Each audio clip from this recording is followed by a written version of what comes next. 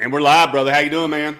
Hey, pretty good, man. It's been a long day today. I got up at about 5 o'clock this morning, drove into Houston, did some work around the Houston area, League City area, and then wound up in Katy before getting back on I-10 and head towards San Antonio. But really, really excited tonight. We got Nick Harris again on from 247 recruiting analyst, and we're gonna kind of dig into some questions, man, that we have ready for him, and then hopefully we have some questions that come from the comment section that we can ask him as well, man. So I'll let you go ahead and start first, Jeremy, with the first question here.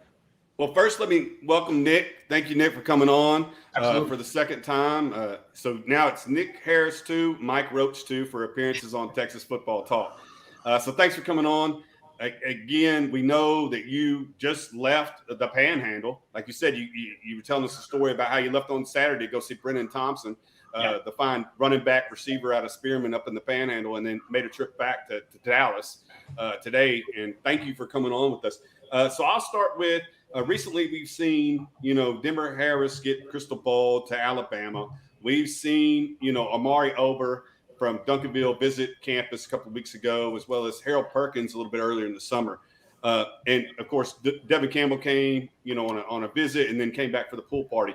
And so we feel pretty good in reading Mike and your stuff about Devin Campbell. Feel pretty good about where we sit with him at this point in time. But how realistic are we still in play for some of the 5 stars that I mentioned, and maybe some that I didn't?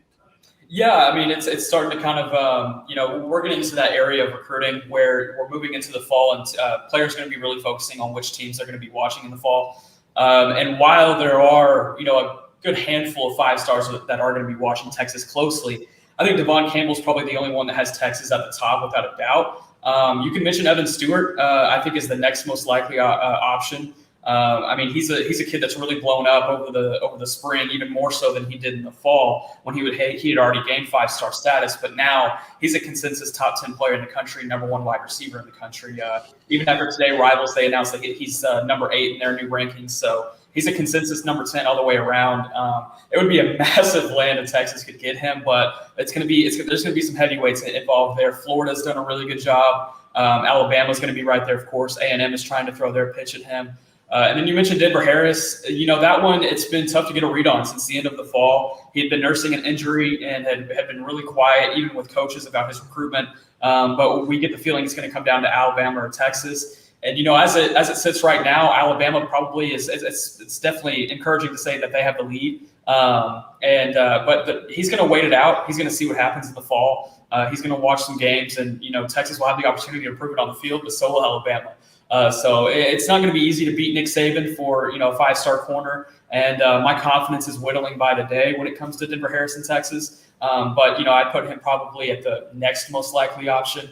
And then you got Harold Perkins, who is probably between Texas, LSU, and Texas A&M. And I wouldn't rule out Oregon at this point either. He's going to take an official visit there in the fall. But he's another player that's going to be watching Texas really closely. And, he likes the role that Pete Kwiatkowski has been able to pitch him as far as that star role, which is basically a hybrid between playing any position on the field, because he can pretty much do that. But it would mainly be between that outside linebacker, safety, nickel role, and he'll kind of rotate between those 3 and play, all over the field. He really liked that pitch, but those other schools realized that pitch was working for him, and they're kind of starting to pitch the same things. And so now Texas is going to have to make it up with, on-field production. And I think the SEC thing is probably most important for Harold Perkins. If Texas can make that move to the SEC in 2022, then they become a much bigger player. If they may have to wait until 23, that might be a disadvantage at that point, because you have schools like Texas A&M and LSU that are saying, hey, you can play in the SEC year 1. You can possibly compete for a starting job year 1. If I had to put a pick down today, I would say it would be Texas A&M, but he's going to ride this one all the way out to January 7th. And, all 3 teams will have the opportunity to, pitch what they have. And, that's about it as far as the 5 stars, unless I'm just blanking on someone right now. You mentioned Amari Ober. Amari Ober did take a visit to Texas, over the summer, and, they're just trying to get back in that race, because before the summer, they were on life support. I still see that one kind of shaping up to be Alabama, Ohio State, LSU. And if I had to, put a pick down, I'd probably say LSU, but I mean, it's very early in the process for him. The biggest thing will be getting him back on campus this fall for a game, and then on-field production, of course. And that's going to be the consistent theme, I think. And if we're talking about 5 stars, 4 stars, 3 stars, the biggest recruiting tool is on-field production and wins and losses. So that's going to be huge for Texas this fall, especially with this new coaching staff, all the talent they have on the roster. It's going to be a bit of a challenge, especially on the offensive side of the ball. Who's going to emerge and be that guy that they can use for recruiting tool purposes. Mm-hmm. I did a stampede that I did last week. I kind of mentioned, which players could be the biggest recruiting tools as far as, players in the Texas roster. I mean, you got guys like 𝗟𝗜𝗞𝗘 that if he goes out and has a massive season, you can turn around and show guys like Evan Stewart and Brendan Thompson, like, hey, look at this speedster. He came in as a freshman and is doing all this great work. And you can say the same thing with Casey Thompson or Hudson Card, whoever ends up winning that job. You can turn around and, tell quarterback recruits the same thing. So on-field production is just going to be so important with these guys. Yeah, I think the biggest thing, Nick, because that was kind of my question in a nutshell. That was one of the questions I was going to ask. It says, if Texas produces results, specifically on the defense side of the ball, because I feel like that's the defense side of the ball is really where if you're reading the fall reports and everything that's going on right now, that those defensive linemen and those linebackers are starting to play well together. Those defensive backs are starting to play really well together. Will those results help us out with that Harris, that Obar and Perkins? And you kind of covered it a little bit, but defensive results, those will be big for those guys, right? Yeah, absolutely. If Texas is going out and allowing 35 points per game, they're not going to get any of those guys. So it's going to be really important for, these coaches to come in and these players to come in and, set the tone week one. I mean, early on, they're going to have a huge test that we found out today that's going to be a ranked opponent against Louisiana Lafayette. I hate saying Louisiana, by the way. I don't know where people just automatically started calling them Louisiana. It's Louisiana Lafayette. There's only one Louisiana State school.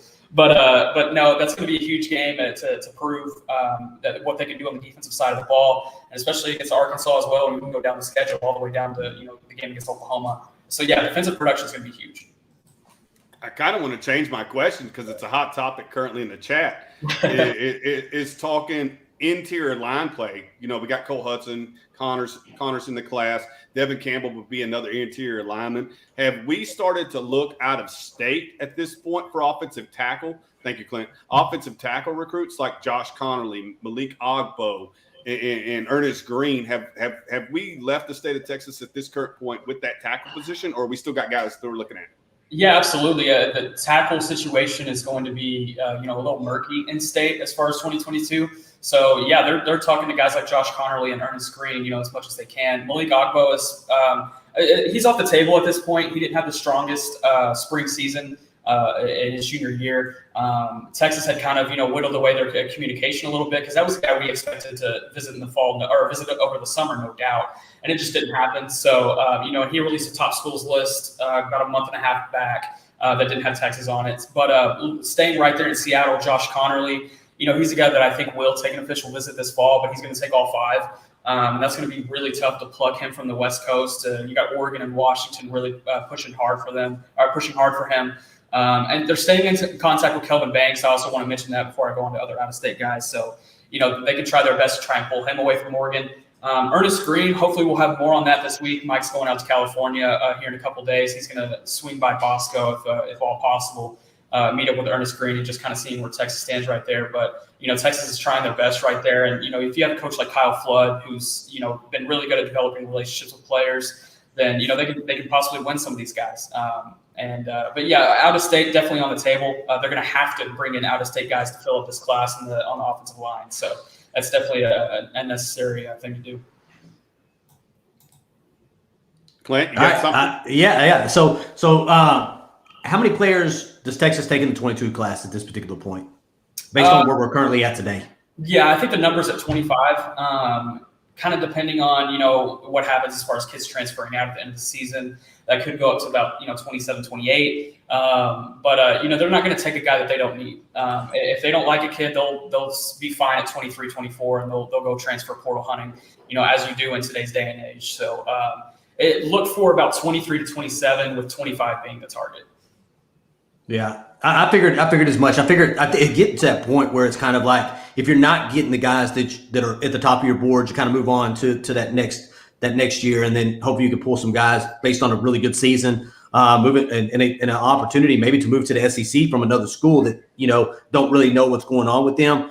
Maybe to get some transfers from some of those schools as well that are local to the state, really. Yeah. So yeah, I was just kind of picking up at our depth chart right now, and the tackle position with Max Merrill, Andre Carrick, Christian Jones being a junior, just trying to find out, basically leading to the question right now, what is the biggest position of need left in the 2022 class? Because I think we're finding out that from what we understand and what we read, that the wide receiver position may not be as deep as we thought it was, or they may not be performing as consistently as we thought they would. And so guys like you at the receiver position, tackle position, the guys that I think right offhand that may require some depth, but your biggest position of need so far in 22 class. Yeah, tackle for sure. I think I would put that at number one. But the way the wide receiver situation is shaping up, they're going to try and contend for that spot by the end of the cycle. But they need guys on both of those position groups. That's what makes recruits like Evan Stewart so important. That's what made Kelvin Banks so important. Tackles and receivers, that would have to be my answer there. Yeah, because I think the defense is pretty. I mean, I really like Coffee, Ibrahim, Jameer Johnson. I feel like we've got some.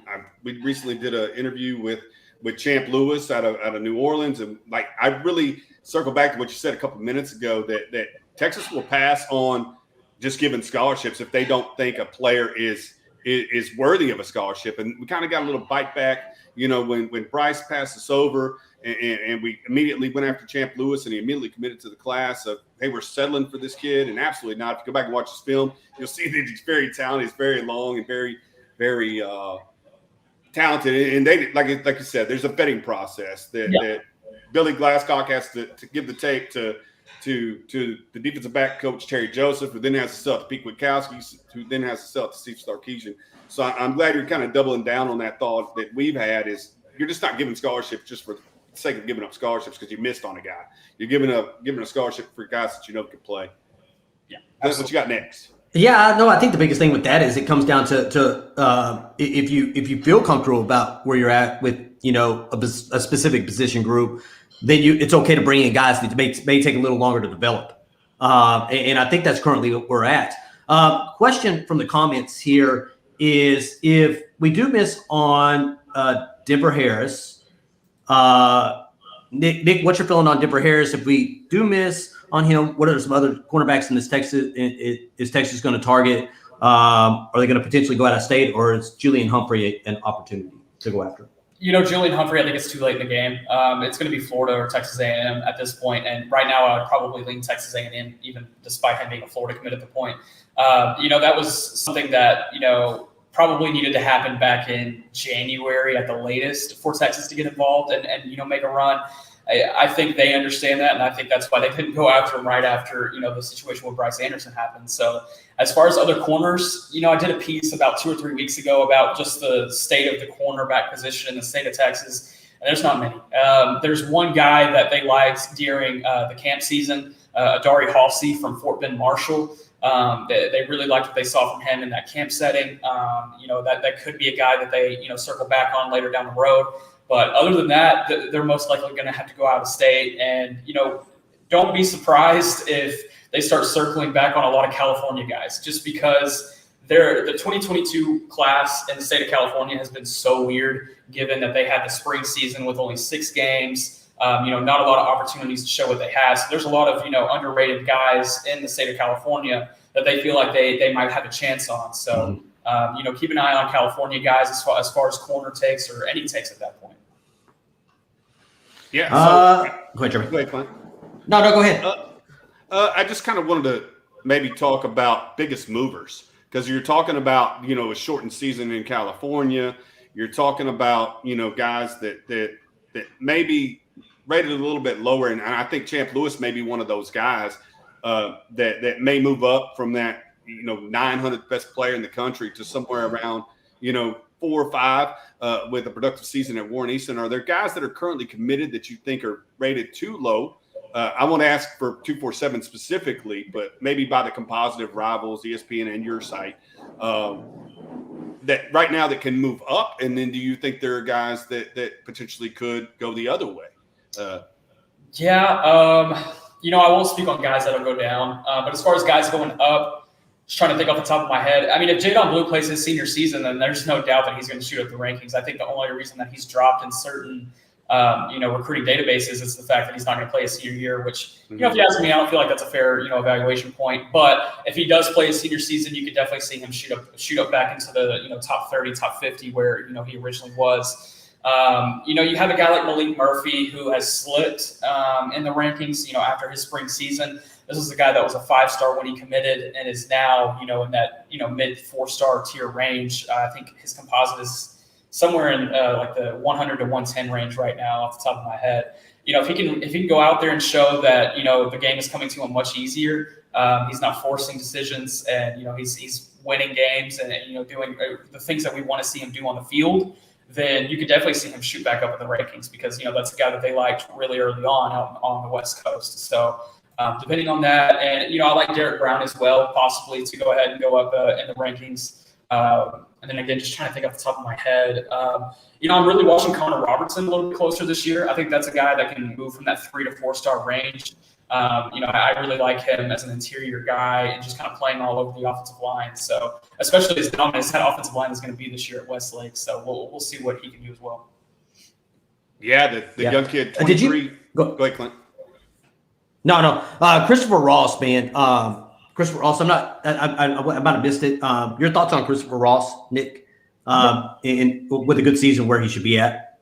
Yeah, I mean, you could point to any of these guys and be like, if he has a good season, he could have a, major rankings boost. You're looking at a guy like Chris Ross, I think he's accurately ranked right about now. Something he would have to do to possibly get a rankings boost is, get a lot of production. I think that's probably the only thing that, we're waiting on as far as from him is those production numbers. But he has the size, he has the skill set, just needs that violent tape and him getting in the backfield. I got a question about a defensive lineman from last year's class. Okay. Me and Clint were kind of talking about it on Saturday's live.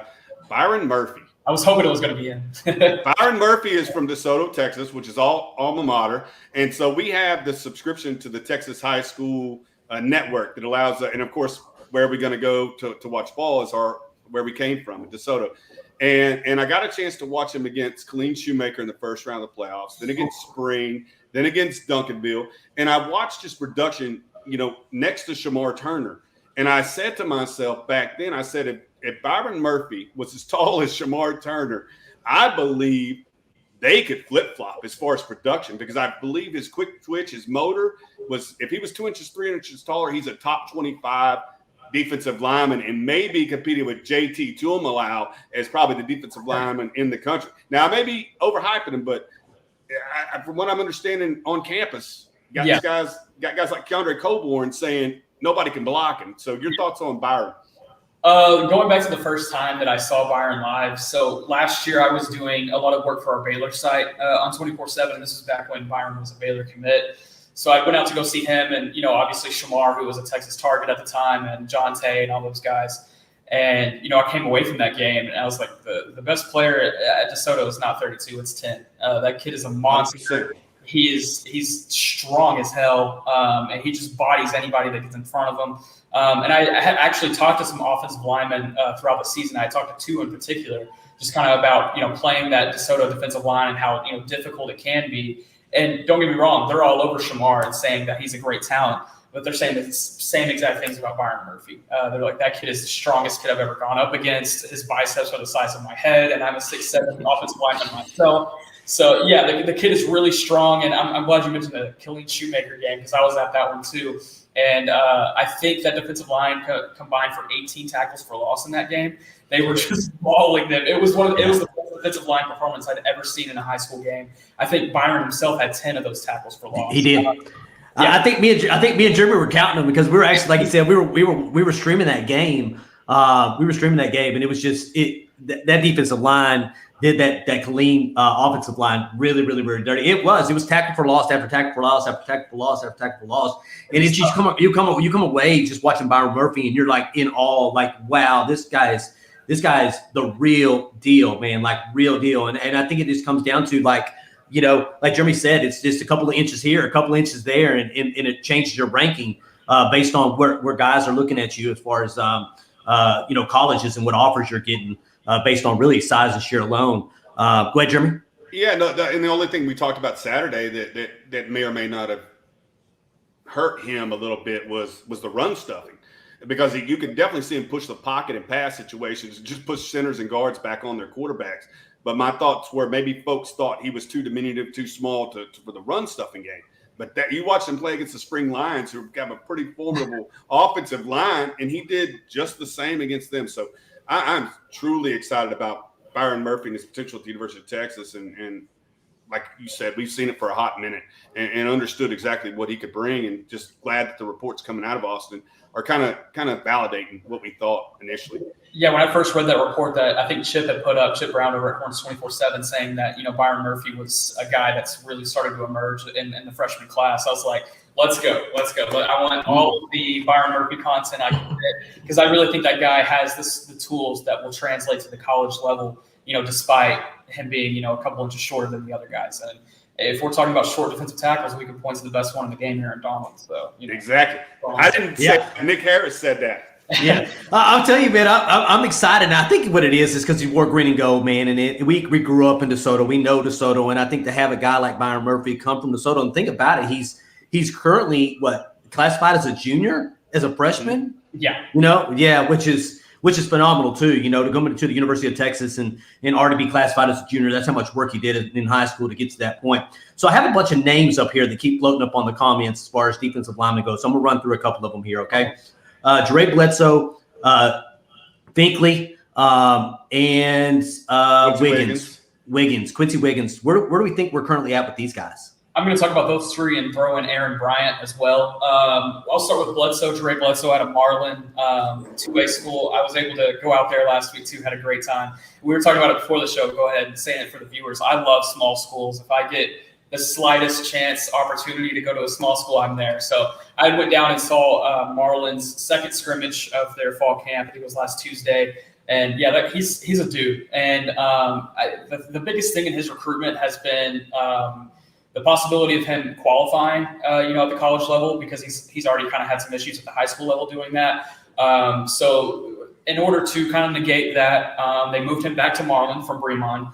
Got him enrolled in those summer classes, and from talking to people in Marlin, multiple people in Marlin, they all say he's light years beyond where he was when he came to Marlin in May.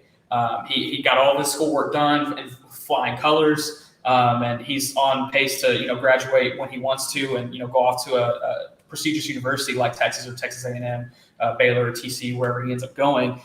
So that was really encouraging. That's what I wanted to hear whenever I went down to Marlin, because I had heard those concerns at Bremond. So now it becomes, can he stay consistent off the field, stay good in the classroom? And if he can, then that's going to turn around and show programs like Texas or Texas A&M that this is a guy that you can take a chance on. And kind of looking at his recruitment, I think every school is kind of just waiting back and seeing, how that's going to play out over the course of the next couple of months. Texas A&M is probably the leader in his mind. Just growing up so close to College Station, he has a lot of friends down there as well. But Texas is number 2 right there. And so he has a really good relationship with Bo Davis. Bo Davis has done great work there and kind of mentoring him, through his challenges that he's had in the classroom, and, kind of helping him getting to the points where he is now. So that's really encouraging as well. But don't count out Baylor or TCU. If they come in and they're the first school to say, hey, we'll take you, then, anything could happen at that point. Looking at Justice Finkley, he's going to be committing here pretty soon, apparently. He's been telling reporters that it's coming pretty soon, and it's going to be Alabama or Texas. Colorado is another school in that top 3, but I think it really comes down to Alabama or Texas. And, someone asked me about a month and a half ago, kind of off the record, what I thought, where Justice Finkley might end up. And I was like, man, you're not going to pull an Alabama kid away from Nick Saban. Like, that's just not going to happen. But Texas has done everything they can to possibly do that. So, we're going to kind of see how those Alabama ties with this staff are going to play into effect with this one. And if they can land him, then we'll kind of get an idea of, those ties and, how strong they are still. So, the family loves the academics at Texas. The mom is really, April Finkley, she's really encouraged by the academics at the University of Texas. But it's the same case with Alabama. I think the only advantage that Texas kind of has that is really playing in their favor that I think Justice Fink could possibly get on the field a little bit earlier at Texas than he could at Alabama. So if they could pitch that and, hammer that home, then I think they can land his commitment. Looking at Quincy Wiggins, this is a guy that whenever we saw him, that he was going to be on the pool party list at the end of July, we're like, okay, this is a guy that, they're going to bring in from Louisiana and, hopefully try to get back in the race with. And they did. And they're in his top 3. It's going to kind of like the Alabama situation. It's going to be really tough to pull that kid from LSU, being a Baton Rouge kid. So they're going to do everything they can to possibly do that. He's going to come back in the fall for an official visit. He hasn't quite scheduled that, but I could see that being a conference game that he comes back for. And then last one I'll mention is Aaron Bryant out of South Haven, Mississippi. I think that's the most likely kid to end up in the class out of these 4. He's closing in on a decision as well on August 26th, I believe. Yes, sir. We expect that to be Texas at this point. Ole Miss is also right there. There's some other regional schools as well, like Mississippi State, that have been involved. So we'll see what Texas can do in possibly pulling him. And, that would be kind of a fun trip. It's only about 20 minutes south of Memphis. So I wouldn't mind making that one. That'd be nice, man. First commit in the 23 class, Nick. Oh, man. For the viewers, they told me the questions before the show, and I've been thinking about who this 23 could be this entire time, the 20% we've been on. I think there's a couple of candidates, with Ruben Owens kind of popping out of nowhere. It kind of proves that it could be anybody. Goodness. I'm really watching kids like Ryan Yates. I think that's one. Out of Denton Geyer, I think that might be, kind of a sneaky pick for this question. He really likes Texas right now. The only thing with him is I don't think his timeline would move up that quick. I'll say this: the first target in 2023 that I expect to make a decision is Arch Manning. I'm not saying he's going to commit to Texas. There's a lot of things that are playing into that recruitment, obviously. But quarterbacks come off the board much quicker than others, and that's when we're probably going to see commitment out of in January or February. It's going to be really important for whoever wins the starting quarterback job at Texas to do really well on the field this season, so they can turn around and show Arch, what they can do. We had thought it would be Javian Tabiano, the 4-star corner out of Arlington Martin. We had really thought that he was closing in on a decision right before June, and he kind of slowed the process down, wanted to take some visits, and those visits kind of made him rethink some things. And, Texas A&M has really entered that one as a contender. So we're going to be watching that one pretty closely as well. But yeah, the DB class, there's a lot of those kids that are, going on a lot of visits and, focusing in on going ahead and grabbing their spots. Just because the DB class is so loaded in state 2023, there might be a couple that come off the board here pretty soon. Yeah, so we got somebody in here saying Vernon Glover might be pretty quick. Yeah, absolutely. Vernon Glover, he comes from a Texas family. And his host on his visit that, brought him down, I forget who it was a former player from Texas City. I'm sure one of the viewers will know. Jermaine Anderson. Yes, it was Jermaine Anderson. And he brought him down on his visit, so he's got Texas ties in his family. And I had seen him in College Station at the end of June for the State 7-on-7 tournament, and that was my first time catching up with him. And I remember coming out of that conversation, I was like, wow, this kid really likes Texas. It's kind of like one of those Texas kids that you get a feel of. And we've kind of mentioned it on Horns 24/7 in the past. There's always kids that just are, Texas kids naturally. Hayden Connor was one. Terrence Cooks was one. There's been some others as well. The Brockermeyers were one. I hate to do that to y'all. But there are some Texas kids. And Vernon Glover kind of feels like that kid. So he could definitely be one. I'm going to pull up this. David Williams has some fireballs tonight. So, and it's running back, right? It's running back is a pretty deep position on this football team currently. If Jonathan Brooks establishes himself this season, which it sounds like he's the 4th best guy, when you got Daniel Young, Gabe Watson in the room, it sounds like he's the number 4 guy. But red shirts anyway. With Texas getting Jaden Blue and Jamarian Miller in the 2022 class, how hard will Coach Sarkisian push for Ruben Owens to come back in the 23 class? I think you still got to push for him as hard as you can. That's a rare talent, a 5-star kid in state. You got to do everything you can to land him, despite the numbers maybe not working out. But if you have the opportunity to bring in a talent like him, absolutely, you keep pushing no matter what happens. In that running back room this year. But I am on the Jonathan Brooks team. I am 100% rooting for that guy. I think he can really be a difference maker here at the next level. So we'll see what he can do this season. How many scholarships do they leave for transfers? That's gonna kind of be wait and see. I'll have a better answer to that question probably in January after the season, and we kind of get an idea of who's about to transfer out of the program because that'll open up spots, of course. If I had to ballpark it right now, I'd say anywhere between like 3 to 7. But I mean, that's kind of a wide range at this point. Do you anticipate, this is a question like player personnel question, do you anticipate when the 2 deep gets announced for the first game against Louisiana Lafayette? I did what you did. Louisiana's yeah. So when that gets announced, do you see an attrition out of this fall camp of kids possibly entering the transfer pool and trying to find? I know they can't play this calendar year; they'd have to be forced to play in the 23 year. But do you see any attrition coming out of fall camp? Like you said, it's more of a player personnel question and maybe a better question for some of our team guys at Horns 24/7. But it could happen. I haven't heard any rumors of that though. Does Texas take a second quarterback in this class? I've been talking about this for like the last week. If the loser of the quarterback battle transfers out, and again, I haven't heard any buzz or rumors or anything, I'm just saying if, then they would have to, I think, in that case. Go ahead and, look at guys like, Josh Hoover, Braden Locke. There's a lot of other really good, talented 2022 quarterbacks in the state of Texas that I think, would really listen to Texas, and even some kids out in California as well if they still wanted to keep those roots in there. But I think it's only if a quarterback transfers out of the program. Let's go with Dalton Brooks. I'm not sure of his timeline, but I would love if Dalton Brooks committed to Texas with his cousin currently on the roster, talking about Jonathan. And I got a chance to watch Shiner play in the state championship game. As much as I love Dalton Brooks, I love Doug Brooks.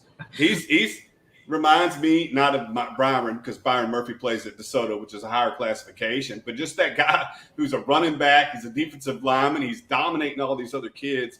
That's Dalton Brooks' brother, Doug. But the chances of getting Dalton Brooks to the University of Texas. Yeah, one of my favorite things to do last year was just watch Doug Brooks film. But I'm also not sure of his timeline, David, but I'm hoping to have a better idea. I'm actually going down to see Shiner on Thursday. They're going to be playing in a scrimmage against Luling. I think that's how you pronounce it. It's down there kind of east of San Antonio. So hopefully I'll have a better answer for you next week. But based on what we've been hearing in the last few weeks and, the buzz coming out of his visits, Texas A&M is a legit contender in that recruitment. And I think it's going to be really I think that's going to be a tough one. One that Texas probably had a really big advantage with and having Jonathan Brooks on the roster. That advantage just kind of slipped. And, I think Texas A&M is right there with them. And don't discount Alabama either. So we do have a guest appearance, a guy I've been trying to get on this show since he committed to the University of Texas, and that's the safety out of Aledo, B.J. Allen. So everybody say hooking to B.J. He's in the show tonight. He needs to get back with me on the DM so he could be in Nick's seat shortly so we can have him on the show. What's going on, B.J.? We've been playing cat and mouse for like 4 months. So I think Brian's asking about B.J. and when he's going to commit, right? I think that's what it is. The younger one, his brother. He may have been asking about him as far as the commits that could be getting rankings boosts here pretty soon. Hey, yeah. I honestly think if BJ has a really good season, he could definitely see that rankings boost. He's right at that 100 composite range, and we really like BJ in the 24/7 network. So he's definitely a guy that could see a boost with a really good season. Absolutely, man. It's always exciting, man. But he doesn't answer the DMs like Jeremy said, man. We asked him to come on the show a couple of times, and then he'll be like, "Yeah, we're good to go." And then I know he's busy. That's the thing about right now. It's really difficult to get any of these guys on, man. With fall camp going on, and they get ready to go to this. I think they start football next week, if I'm not mistaken. I think football starts next week. Because I got my season tickets here for my Church Clements Buffaloes. Yeah, so I got my season tickets, so I'm not available on some Thursdays, on some Friday nights moving forward after next week. So you can't. Texas high school football is here, man, and it's going to be here, and really, really excited. So this is something that I sent Nick a DM about when Jeremy Patton went to Baylor, and we started hearing about Owen Carey and a kid, Kavon Sherman, out of Pearland. I shot you a DM, Nick, and I was like, "Has this kid been offered yet?" Is that still the current case that Kavon Sherman doesn't have a scholarship offer from Texas? He's just correct. Yeah, he has not been offered yet. They're just kind of monitoring him at this point. The taking Owen Carey kind of diminished the likeliness of them going ahead and offering him, but they are staying in communication. They brought him in for the pool party, just kind of get an in-person look at him and meet the kids. So he's still on the table, but does not have an offer currently. I just got to say something real quick. There's 104 people in here. It's been going for about 35 minutes now. There's only 38 likes, so we need to get them likes up, okay? Y'all hit that like button. If you have not subscribed, please subscribe to the channel. We have to do that every once in a while. If not, we'll forget, and then we get off the thing, and it's like, well, we didn't say that at all. So, hey, please hit that like button. We really appreciate it. It's really cool when we can get either Nick Roach or I said there you did Mike Roach. Mike did it. I did the same thing Jeremy's done before. Get Mike Roach or Nick Harris on here from 247 because really they're the insiders and they know a lot more than what me and Jeremy know from a recruiting standpoint. And they're talking to these guys, each and every week. So we do appreciate them having them on. So please hit that like button. And I do want Nick to real quick plug the State of the Recruiting podcast if he would like to. Absolutely. Yeah, me and Mike, we do sometimes weekly podcast, State of Recruiting. We really just try to find the time to do it when we can. We probably won't have another one until the season starts back up. We're kind of taking a break off the podcast for now, just focusing in on the season and, getting everything ready for that. And we've both been traveling quite a bit, so it's been a little bit difficult, but we hope to have it back here pretty soon.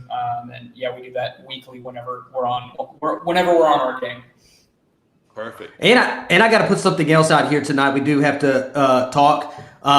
So if you go to Spotify or you go to Apple, what is it? Apple Podcast, Google Podcast. We're still trying to figure all this podcast stuff out. But we just recently put out our first episode on Texas Football Talk podcast. It's on running backs. It's out there on all those major podcast platforms. So if you go to Texas Football Talk, just like if you were to go to YouTube, please go check out that newest podcast we put out. It's about the running backs. It's a fall preview for the running backs, the first one we've done.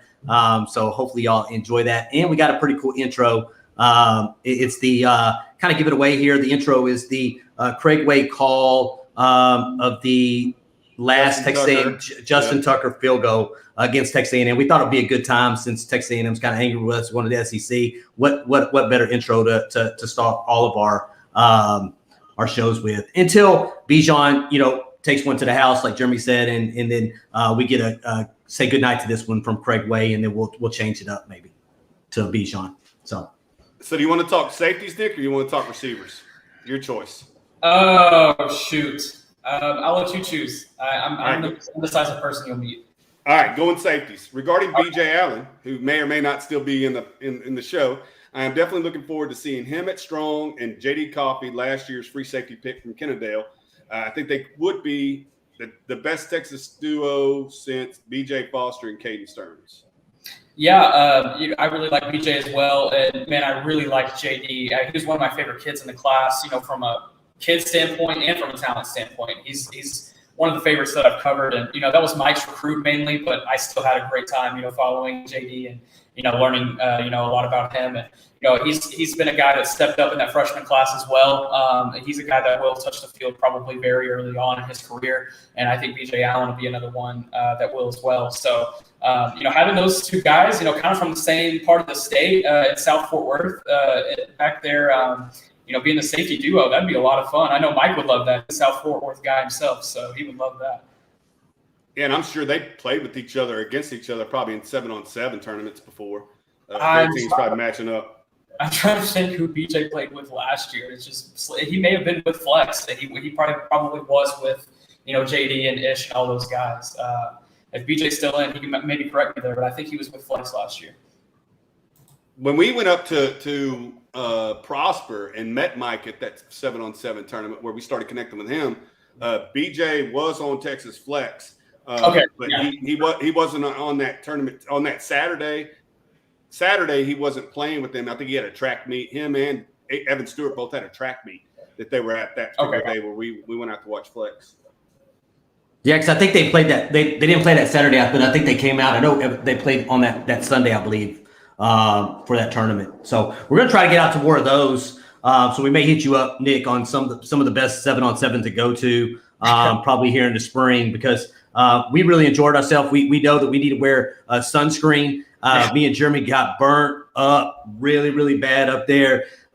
It was terrible, but that was also the same weekend that Texas lost to Abilene Christian in the tournament. So it was rough. It was rough. Yeah, that was definitely a rough one. Horror stories about, getting sunburnt and fights happening at events. Man, I can talk about those all day. 7-on-7 is quite the event. Oh, yeah, we saw, I guess, we were watching a show on Evan Stewart, a documentary that he was doing, a day in the life of a 5-star recruit, essentially. And he was in a tournament, maybe you were there, and a fight broke out at AT&T Stadium. And he went up at the stands. I was in California during that week, but Mike was there, and I heard it was quite the event. Oh, you could see it. Yeah, it was definitely played out on YouTube. David Williams bringing another one, which I think is a really good question, because a lot of people look at, obviously 247, and you start looking at the rankings, and you got a long snapper and a kicker in there. With Cameron Dicker possibly returning in 22 and Texas getting Burt Auburn in the 21 recruiting class, why did Texas utilize a scholarship on a kicker in the 22 class and a long snapper? I don't really have the answer to that question. I think the most, what's the word I'm looking for? I think the most obvious answer would probably be that, Jeff Banks really wanted to get his guys as soon as he could, whether that be Lance St. Louis or Will Stone, the kicker out of Austin Regent School. They really liked what they saw from both of those guys, and they really wanted to take both of those guys. So I think more so from a fan perspective, you kind of have to trust the stats evaluation of, how they see all three of those guys right now, Cameron Dicker, Burt Auburn, and Will Stone, just kind of projecting how they will, kind of play out over the next 4 years. You got some good ones up there. I'm You going over have- the top, brother. Go to the top. This is what happens when you start scrolling through comments, Nick. You got to find. No. I got one from a little bit earlier. Tommy Perez. Okay. Again, I watch you guys board, and sometimes I see folks stick other people's content in your board. And you're a paid site, right? So I don't appreciate that. So I'm not going to talk about the first sentence, but it says that Texas is still talking, and I'm sure you know this too. Texas is still talking to Terrence Brooks and Kelvin Banks, but not Bryce Anderson. Or Bryce Anderson wasn't mentioned. Has the staff moved on from Bryce, or are they still recruiting him? I mean, they're going to keep recruiting him. That's a guy that they definitely want in the class, and, that's a high 4-star talent. I think it's just kind of one of those situations where they know they lost, and it's going to be tough to flip him at this point. Something would have to happen at Texas A&M for, that to even happen. So I think they're just kind of reading the tea leaves and understanding that is coming gone. Kind of a cooling off period or such, would you say, yeah, Mike? Yeah. Would you say, Nick? I'm sorry. Yeah, that's probably, fair to say as well. I'm going to circle back on that probably here in about October and see, kind of where things stand there. So we'll see. So what we need is Texas A&M to really go 500, about 6-6 in during the season, to make everything right. That would probably be, something that would definitely help. What else we got here? I did want to circle back real quick. So Tim B hopped in the chat or hopped in the show just a little bit late. So we have our first question to Nick was any 5-star still in play, and he did. He addressed DJ Campbell is probably the 5-star that Texas has the most likelihood of landing. And then we talked about Evan Stewart, and his potential suitors, us, Florida, and Alabama. Nick talked about different circumstances for each school. But you said you thought he may be the second most likely candidate to be a 5-star to come in the class? Yeah, Evan Stewart, correct.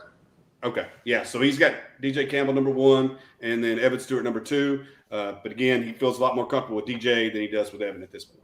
Yeah. So Steve Sexton says, what tight end is Texas going to get in this class? We seem pretty loaded at the position, and any chance we pass on one. I think if they don't get Jaleel Skinner, from what I'm understanding, they're probably not going to get a tight end in this class. Does that sound about right? Will Skinner, he's a high 4-star talent out of Greer, South Carolina, but he's going to be playing at IMG for his senior season. Texas, they got an official visit out of him in the summer, and they're going to try to bring him back in the fall. Looks like they'll be able to do that. If they miss on Skinner, I would probably put it at an 80% chance that they don't get a tight end in this class. The other 20% I would leave reserved for Arliss Boardingham. He's an athlete out of I think he's at a Van Nuys. Van Nuys. In California. Goes to Birmingham out there. So they've been watching him. They brought him in for an official visit over the summer as well. That's a guy they're trying to stay in communication with. So, but I would just see them not taking a tight end. I think they would probably leave that spot open for another corner or another receiver. So around January, Evan Stewart had committed to Texas, and you heard rumors of Kevin Coleman, the kid out of St. Louis, Missouri, possibly joining the Texas class. But somebody's asking a question about Kevin Coleman and then about Brendan Thompson. I know you were recently up at Spearman, talked about that this weekend where you saw Brendan Thompson. Is Kevin Coleman, are we not recruiting him anymore? Because you haven't heard much about him. And then your thoughts on Brendan Thompson. Yeah, Kevin Coleman, they're definitely still recruiting him. The coaching staff is doing their best to stay in communication. He's going to take his official visits during the fall. He wasn't able to really get out and see many places over the summer. He got out to Florida State and Oregon. Those are going to be probably the top two contenders. It's going to be tough to pull Kevin Coleman from those two, but I think Texas will have opportunity. Texas is definitely still recruiting him. And as far as Brendan Thompson, and kind of were they asking kind of how I see Brendan Thompson, like as a talent perspective? Yeah, well, if he has potential of joining this class, because receivers at this point, we're talking to a lot, but don't have a commitment really there yet. I'll just go ahead and hit both. From a talent perspective, he plays against questionable talent up in the Panhandle, whether it be against 2A or 3A talent.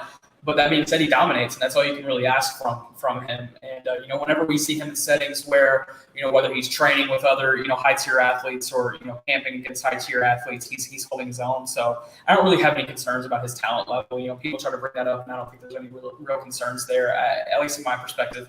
As far as his recruitment, he's going to be releasing the top 3 here pretty soon. And if I had to, bet on which 3 schools will make that cut, it'll be Texas, Oklahoma State, and Texas A&M. And I think all 3 schools have a legit shot at landing him. And I think it's really tight right now between all 3 of those schools. What's playing in Texas' favor is that he really has a strong relationship with those coaches. Steve Sarkisian, Jeff Banks, Andre Coleman, they kind of have an all-in effort at this point in trying to land him. At Oklahoma State, it's closer to home than the other 2 options, and that's a big, part of his recruitment is proximity to home. And that's why Oregon, I don't think, is going to end up making the cut in the top 3, even though he had a really strong official visit out there. And then Texas A&M, he really likes College Station. He likes the town, and he likes what A&M's been able to bring to the field over the course of the last couple of seasons. So I think it's going to be a really tight race. And I think if I had to put money down on it again, I think it would probably go all the way to February. But that's just me kind of thinking out loud at this point. So I do want to ask you, we put you on the spot earlier. We were going to ask about a 23 guy, and a guy that I think we talked about linebacker a little bit, but Anthony Hill out of Denton Ryan. Denton Ryan seems to have, with the coaching staff there being former alumni of the university, it seems that we do pretty good with Denton Ryan. Yeah, we lost Billy Bowman, but he went to Oklahoma because he had a relationship with a girl that was going to Oklahoma, played on a softball team. So. But with Jatavian Sanders and the guys that are coming from Denton Ryan, what's our likelihood of Anthony Hill? I know he was there at the pool party. Yeah. Is he a likely 23 commit? And when does he look? What's his timetable?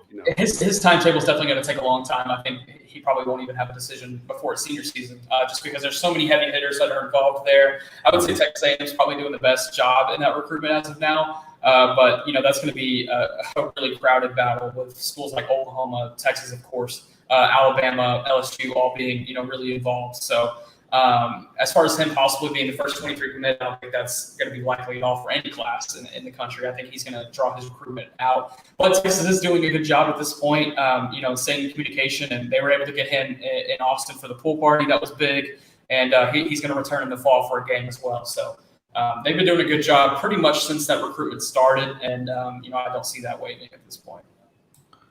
So Texas, I know Texas is really. I think the coaches really didn't want to do a lot of officials during the fall during game weeks. I think they wanted to probably prepare their team the best they could. Do they have like a set timeline of the biggest visits as far as timeline schedule yet? Yes, going into June, whenever all these official visits started cluttering our Twitter timelines, we were like, man, they sure are using quite a bit of official visits. A lot of top targets they were bringing in here in the month of June, and that was the strategy.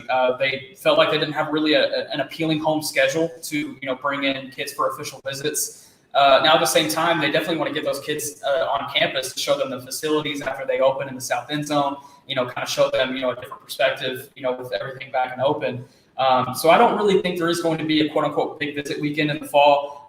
It's, for the guys that have already scheduled official visits, it's kind of spread out. But if I had to point to one, it would probably be for the Oklahoma State game. I'm starting to see a couple. Larry Turner Gooden is one that's going to be on campus that weekend. There's a couple of basketball kids that are kind of aiming for that weekend. They haven't scheduled yet, but the basketball staff is also trying to focus in on possible big game day weekends. So if you're a fan of both sports, then there might be a quote unquote big visit weekend, but not really overall.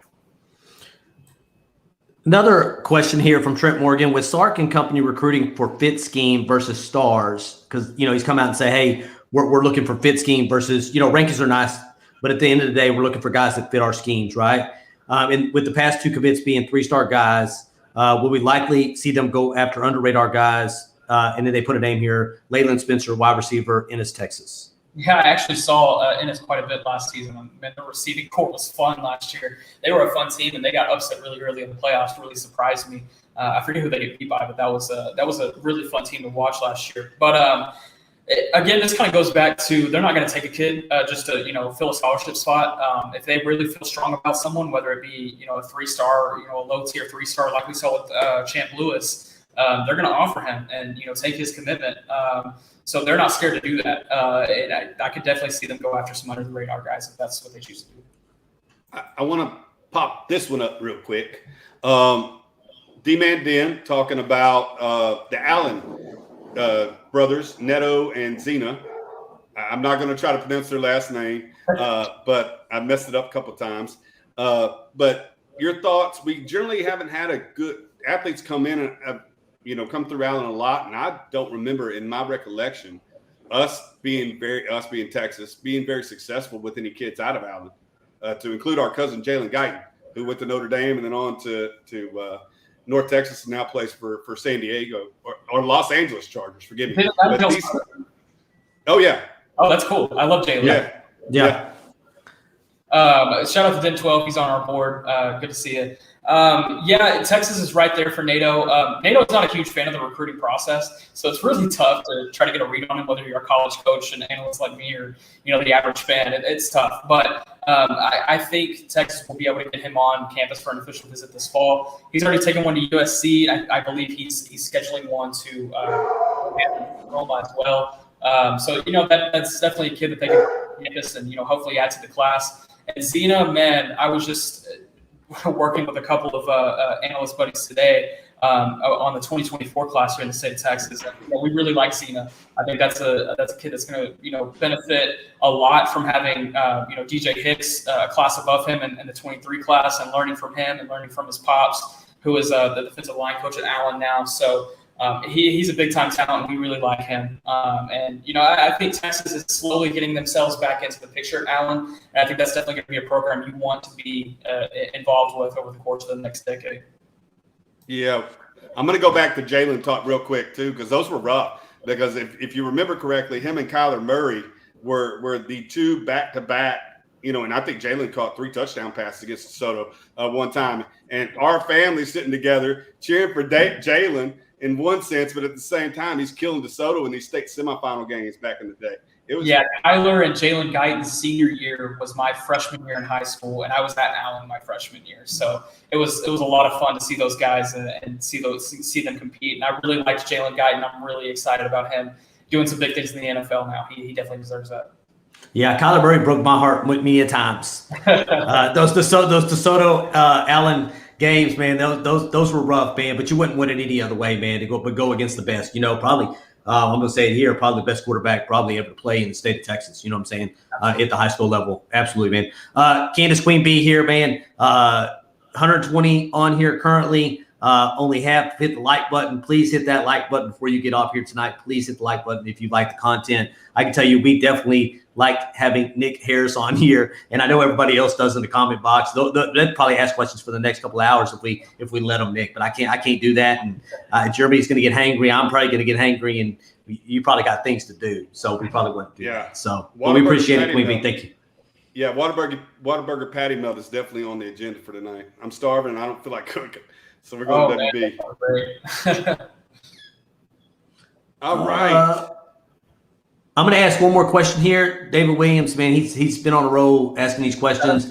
It seems like the 2021-2022 Texas linebacker commits are 6'1", 6'2", 200 to 210 pounds. Anthony Hill would probably get to Texas weighing about 230 or more if he was to commit. Is he a linebacker long term? That's still kind of up in the air. He's definitely fitting into that edge role. Whether that be him putting his hand in the dirt or, slotting back and, playing that outside linebacker type role. I think it's going to be something we should kind of wait and see as he develops, because crazy enough, he's still kind of got some baby weight on him, and he's kind of got a baby face too, and we kind of give him hell about that sometimes. But he's still got, quite a bit of, growing into his frame that he still has left to do. And just kind of looking at his pass rush ability, I think it would be almost criminal to not put him at defensive end at the next level. But we'll see how he kind of develops over the course of the next couple of years, and how strong he's able to drop back into coverage as well. So we'll see. He could be a linebacker long term, but if you had to ask me right now, I'd probably say more of an edge DN guy. I do want to correct something that I said a little bit earlier when I said there were no wide receivers in this class. Armani Whitfield committed a while back. Yes. So every now and then when you're going through the 17 guys that committed and you're walking down the positions in your head, you say crazy things. Yes, I'm very aware that Armani Whitfield, Louisville wide receiver, is still in the 2022 class. So thank you guys for that help. Absolutely, man. I think, yeah, you do, man. It's funny because we watch Josh Pate. I watch Josh Pate sometimes, man. And he actually tweeted out something the other day. He said, when you do a live show, you can't expect everybody to know everything all the time, man. And I'm sitting up here trying to figure out stuff in my brain as you're on this live, so you don't say anything crazy. But hey, Nick, man, I want to thank you for coming on tonight. We've kept you on here for about an hour, close to an hour. If you want this content that Nick's sharing tonight, you can get it from 247, Horns 247. I can tell you that me and Jeremy lean on that site a lot. We do. And we appreciate the information that Mike's putting out, Jeff Howe's putting out, Nick Harris is putting out, Chip Brown put out. The list, it just goes on and on and on. So I can tell you, we appreciate 247. We do. And I can tell you that a lot of these guys, some of the people we see on there, like D-Man Den, he's on your boards a lot. He actually, I think he does Saturday night questions or something, and he gets the board going. But hey, we definitely appreciate you coming on tonight. So hey, you got anything to put out, Jeremy, before we get off of here? No, I'm gonna let Nick publicize 247 what they can bring to guys that aren't subscribing to the message boards, that insider content that they bring, and then plug his State of Recruiting podcast one more time. Yeah, absolutely. We're actually running a free VIP day today on the 24/7 Sports Network. So if you're not a subscriber, you can hop on any of our boards and read our content for today only. All of our VIP material is free for today only. And then tomorrow and Wednesday, we're running a 75% off special for annual subscriptions. So if you like what you see, you can sign up tomorrow for 75% off and come join our community. I think we have a pretty great one at the Horns 24/7 message board community. So come on and join the fun over there. And then, yeah, like you said, the State of Recruiting podcast, we'll get that back up and going once the season gets going. So we'll be ready to go then. Yeah. David Williams was clutch tonight. He said we read about 10 of his questions, and he said I got 6 or 7 more, but I guess it's already been an hour, so his time is up. So David, we hope to have Nick Harris back on. Again, it's Nick Harris 2, Mike Roach 2 for the 247 Insiders. So probably got to give Papa Mike a show here pretty soon, or he's going to get mad at us. But yeah, so we'll love having him on. Every time we ask him, they're willing to do it. Nick came on for 20. We said, hey, can you do an hour? He's been on here for an hour. Really appreciate everything that you provide for us and those guys out there watching us. And again, if you're missing out, if you're not on 247 and subscribing to those guys, because these guys come hard. Like you said, they're traveling the state of Texas from Spearman to San Antonio to Port Arthur, and touching all these kids in between to give us, that recruiting content that we start for. I think you had one more comment. Yeah, one comment. It's funny when Nick Harris is going to need blood pressure medication on that board sometimes. He's young. He's a young man, but they're going to have you on blood pressure medication. reading some of those comments. I got thick skin now because of them, so I'm forever grateful. It's crazy. It's crazy. But hey, I'm gonna go ahead and. So if you're not following us on Twitter, please follow us on Twitter at TX Football Talk, on Facebook at Texas Football Talk, and on Instagram at Texas Football Talk. And again, if you go to Spotify, or you go to Apple, or you go to Google Podcasts, or whatever your podcast platform is, you'll see that me and Jeremy put out our first podcast. It's a running back preview for fall, but we'll also have that here live because it's a live version as well. Not live, but it's taped as well. So we'll have that out probably here in the next few days. But please go over there and check out that podcast. And if you go over there and check out that podcast, please hit that follow button. We really, really appreciate it. But hey, we appreciate y'all listening as always. Y'all have a wonderful rest of your week, and hook 'em. Hook 'em.